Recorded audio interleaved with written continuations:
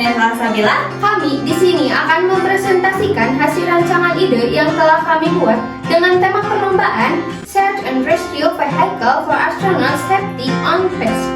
Dengan rancangan ide yang telah kami buat yang berjudul Space Patrol and Rescue Explorer. Seperti yang kita ketahui bahwa penjelajahan luar angkasa memiliki tingkat risiko tinggi terhadap keselamatan para astronot, khususnya di permukaan bulan atau planet lain. Permasalahan yang sering dihadapi meliputi keterlambatan dalam evakuasi korban, navigasi yang sulit di medan ekstrim, serta potensi paparan gas beracun atau suhu ekstrim.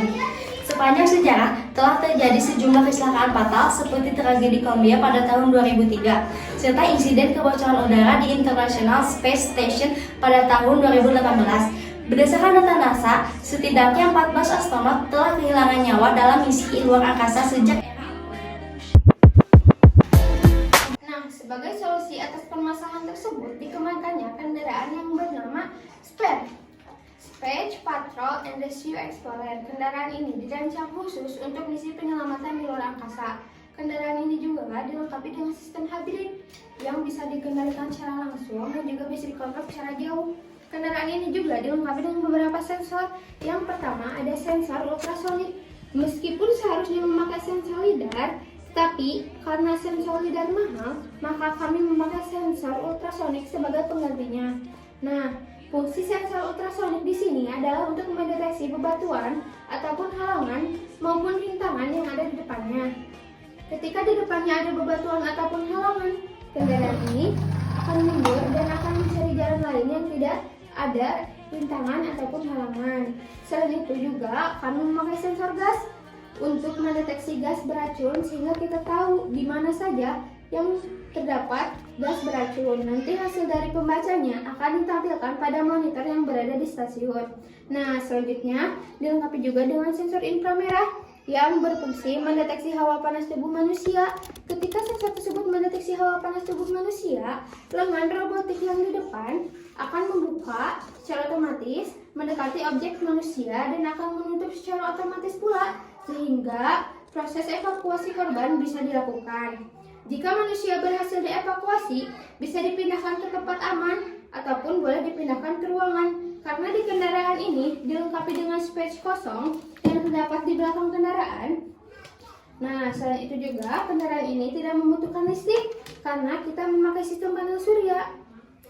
Jadi kendaraan tersebut tidak berkegantungan terhadap listrik karena seperti yang kita ketahui bahwa di luar angkasa sangat berkebatasan listrik. Nah, dari panel surya tersebut nantinya energinya akan dialirkan terhadap baterai atau sumber tegangan yang sudah disimpan bisa dipakai ketika kita membutuhkannya.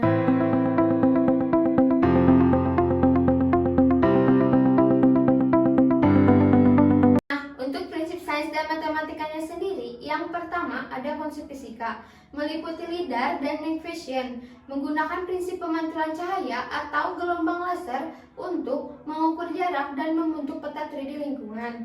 Night vision bekerja dengan penguatan cahaya atau deteksi sinyal inframerah. Lalu konsep kedua, sensor dan elektronika, meliputi deteksi gas dan panas. Sensor gas bekerja dengan perubahan resistensi atau reaksi kimia terhadap zat tertentu di udara. Sensor inframerah menggunakan radiasi thermal untuk mendeteksi panas tubuh manusia.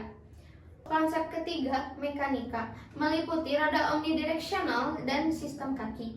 Menggunakan prinsip gaya gesek dan torsi, roda omni dapat bergerak ke segala arah tanpa harus memutar bodi kendaraan. Sistem roda kaki gabungan memakai akuator dan sambungan engsel berbasis mekanisme robotik. Energi terbarukan meliputi panel surya mengubah energi cahaya matahari menjadi listrik berdasarkan efek fotovoltaik yang kemudian digunakan untuk menjalankan sistem kendaraan. Konsep kelima, komunikasi, meliputi sistem kendali hybrid berdasarkan prinsip transmisi gelombang elektromagnetik memungkinkan kontrol jarak jauh secara real time melalui jaringan komunikasi radio.